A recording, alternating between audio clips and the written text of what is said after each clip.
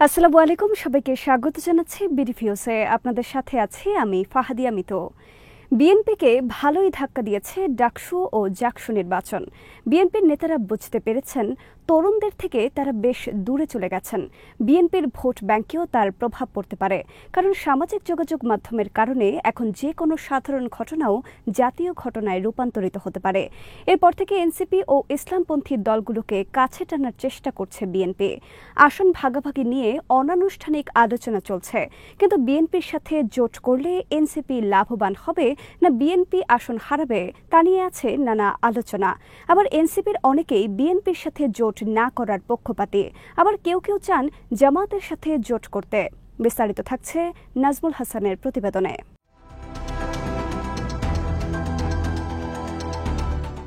ছাত্র সংসদ নির্বাচনের ধাক্কা এতটাই প্রবল ছিল যে বিএনপি এখন জাতীয় নির্বাচনের কৌশলও ঢেলে সাজাতে চাচ্ছে। এককভাবে ক্ষমতায় যাওয়ার ব্যাপারে তাদের যে আত্মবিশ্বাস ছিল তা আর আগের মতো নেই। ফলে বিএনপি এখন সবাইকে পাশে চায়। এক্ষেত্রে তার সবচেয়ে বড় মিত্র হতে পারে এনসিপি। ৫ই আগস্টের পর জামাত ছাড়া এই দলটি সবচেয়ে বেশি আলোচনায় রয়েছে। কৌশলগতভাবেও বিএনপির জন্য এনসিপি মিত্র হিসেবে ভালো। বিএনপি যদি এনসিপিকে ৫০টা আসনও ছেড়ে দেয় তবুও বিএনপির কোনো ক্ষতি নেই, কারণ এনসিপির আসলে ৫০টি আসনে নির্বাচন করার মতো যোগ্য প্রার্থী নেই। তারা বড়জোর ২০টি আসনে প্রার্থী দিতে পারবে।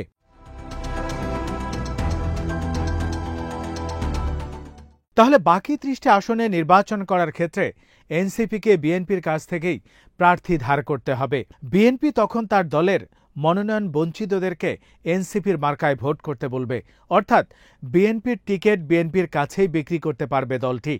এতে বিএনপি কাগজে কলমে ৫০টি আসন এনসিপিকে ছাড় দিলেও আসলে তার ছাড় দেয়া লাগবে মাত্র ২০টি আসন, আর বাকি ৩০টা আসনও তারই।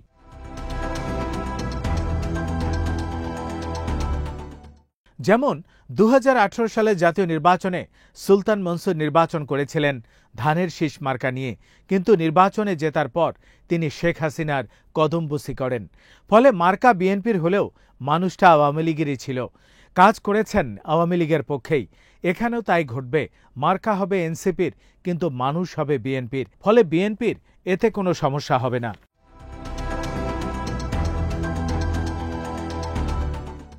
এনসিপিকে বিএনপির কাছ থেকে আসন নিয়ে বিজয়ী সরাসরি নির্বাচনী জোট করতে হবে।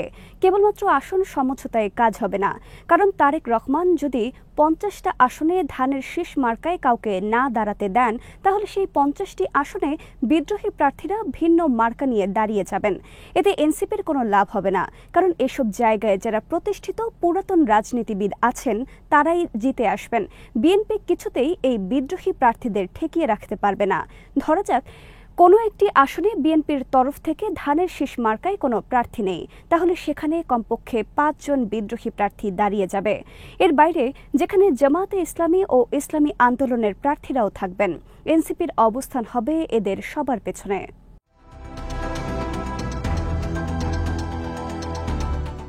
এনসিপিকে পার্লামেন্টে যেতে হলে বিএনপির সাথে সরাসরি ইলেকটোরাল জোটে যেতে হবে। কোনো আসন সমঝোতায় গেলে এনসিপির হিসাব মিলবে না।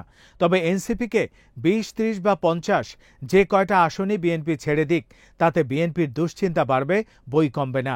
কারণ এসব সিটে জামাতও প্রতিদ্বন্দ্বিতা করবে, আর ভোটের মাঠে বিএনপির জন্য এখন সবচেয়ে বড় দুশ্চিন্তার নাম জামাতে ইসলামী।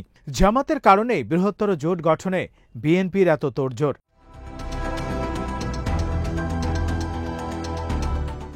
এক্ষেত্রে এনসিপিকে ছেড়ে দেয়া আসনগুলোতে বিএনপির বিদ্রোহী থাকবে অনেক। এর মাধ্যমে তারা বিএনপির ভোটগুলোকে অনেকগুলো ভাগে ভাগ করে ফেলবেন। কারণ আমাদের দেশের রাজনীতিতে মার্কা একটা বড় ফ্যাক্টর। প্রার্থীর চেয়ে মার্কা দেখে ভোট দেয় এমন ভোটার নেহায়েত কম নয়। সেক্ষেত্রে বিএনপির ট্রেডিশনাল ভোটাররা পরিচিত অন্য কোনো মার্কায় ভোট দিয়ে বসতে পারেন। ফলে এসব আসনে বিএনপির ঝুঁকি থেকেই যাচ্ছে।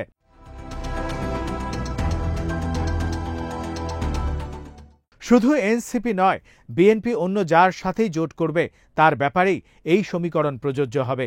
ফলে মিত্রদেরকে বিএনপি চাইলেই খুব বেশি আসন ছাড়তে পারবে না, কারণ মার্কা হিসেবে মার্কেটে এখনও ব্র্যান্ড ভ্যালু আছে শুধু ধানের শীষ আর দাঁড়িপাল্লার। ফলে যেই জামাতের ভয়েই এই বৃহত্তর জোট গঠনের তাড়না, সেই জোটই বিএনপির জন্য কাল হয়ে দাঁড়াতে পারে। জামাত বরং এই ধরনের সমীকরণ দেখলে খুশি হয়ে যেতে পারে।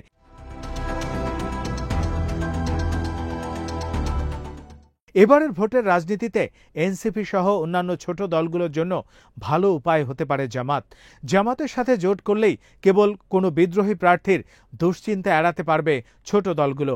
সেই সাথে থাকবে নিশ্চিত ডেডিকেটেড লোকবল, একটি অবধারিত ভোট ব্যাংক আর অর্থের যোগানের গ্যারান্টি।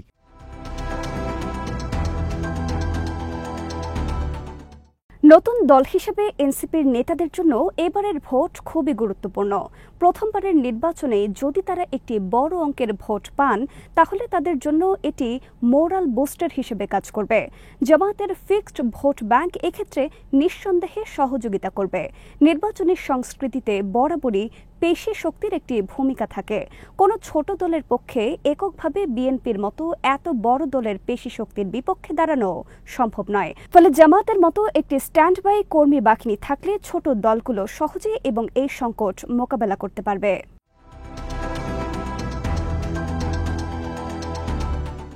আরেকটি কারণে এনসিপির জন্য যে কোনো মূল্যে এই নির্বাচনে পার্লামেন্টে যেতে পারা গুরুত্বপূর্ণ। কারণ খুব অল্প সময়ে এই দলটির নেতাকর্মীরা বিপুল পরিমাণে দুর্নীতি, চাঁদাবাজি ও অনৈতিক সুবিধার সাথে জড়িয়ে গেছে। এখন ক্ষমতার সাথে না থাকতে পারলে তাদের অধিকাংশকে হয়তো জেলে থাকতে হবে, বিদেশে সেফ এক্সিট নিতে হবে, নতুবা গোপনে মুচলেকা দিয়ে রাজনীতি থেকে বিদায় নিতে হবে। ফলে পার্লামেন্টে যাওয়া ছাড়া এনসিপির শীর্ষ নেতাদের সামনে বিকল্প কোনো পথ খোলা নেই। এমনকি দলের জন্য কোনো অস্বস্তিকর শর্ত হলেও তাদেরকে ক্ষমতার কাছাকাছি থাকতে হবে।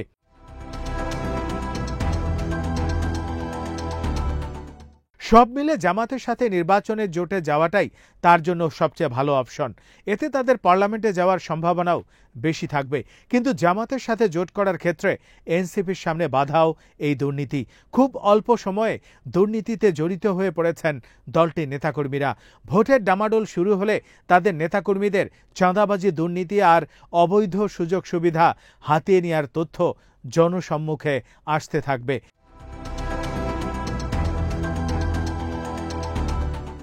এনসিপি জামাতের সাথে জোট করলেই বিএনপির সমস্ত সফট পাওয়ার অ্যাক্টিভ হয়ে যাবে। তারা এনসিপির এই সমস্ত অপকর্মগুলো একের পর এক জনসম্মুখে হাজির করতে থাকবে। কিন্তু জামাত এক্ষেত্রে বেশ পরিচ্ছন্ন দল, তাদের গায়ে দুর্নীতির দাগ খুব একটা লাগেনি। তবে এনসিপির সাথে জোট করলে জামাতকে এই ব্যাপারে জবাবদিহি করতে হবে। তাই শুধুমাত্র একটি শর্তে এখন এনসিপির সাথে জামাতের জোট হতে পারে, তা হচ্ছে এমন সব নেতাকর্মীদেরকে নির্বাচনী মাঠে হাজির করতে হবে যারা আসলেই কোনো দুর্নীতির সাথে জড়িত নয় এবং ভবিষ্যতেও দুর্নীতির সাথে জড়িত হবার সম্ভাবনা কম।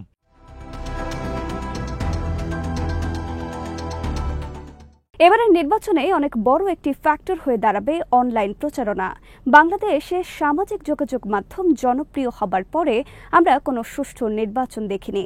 শেখ হাসিনার আমলে যতগুলো নির্বাচন হয়েছে তার কোনোটিতেই জনমতের প্রতিফলন ঘটেনি। কিন্তু আওয়ামী লীগ আমলের এই সময়টুকুতে সামাজিক যোগাযোগ মাধ্যম প্রচারণার ক্ষেত্রে সবচেয়ে শক্তিশালী মাধ্যমে পরিণত হয়েছে। ভোটের মাঠে শারীরিকভাবে যতটা প্রচারণা চালানো সম্ভব তার চেয়ে কয়েক গুণ বেশি সম্ভব সামাজিক যোগাযোগ মাধ্যমে। এবারের ভোটারদের মধ্যে একটি বিরাট অংশ জেনজি প্রজন্মের। তাদের হাতে হাতে অ্যান্ড্রয়েড, এদের মন মানসিকতাও ভিন্ন। এদেরকে প্রভাবিত করার ক্ষেত্রে এই মুহূর্তে জামাত শিবিরের চেয়ে শক্তিশালী কেউ নেই।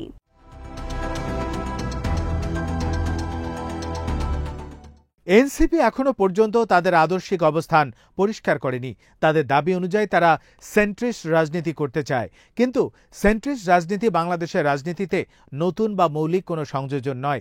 এই ধরনের রাজনীতি তো বিএনপি অলরেডি করে।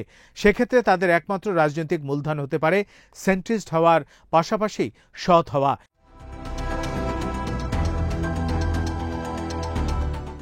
এই ইমেজের দিক থেকে তাদের সবচেয়ে কাছের এলাই হতে পারে জামাত ইসলামী। ডাকসু নির্বাচনে তার প্রমাণ পাওয়া যায়। জামাত সেন্টার রাইট থেকে আরও বেশি সেন্টারের দিকে ঝুঁকছে। জামাতের অনেক সীমাবদ্ধতা সত্ত্বেও অপেক্ষাকৃত সৎ একটা ইমেজ ধরে রেখেছে। মাঠ পর্যায়ের এই রাজনীতির পক্ষে বেশ সাড়া মিলছে। বিভিন্ন জরিপেও তার প্রতিফলন দেখা যাচ্ছে।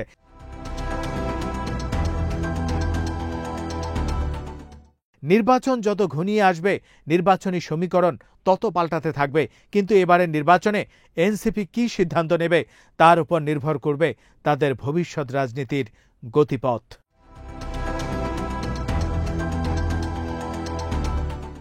আজ এখানে শেষ করছি। সবাই ভালো থাকুন, সুস্থ থাকুন আর দেখতে থাকুন বিডিভিউজ। চ্যানেলটি ভালো লাগলে সাবস্ক্রাইব করুন, সংযুক্ত থাকুন আমাদের ফেসবুক পেজে। আল্লাহ হাফেজ।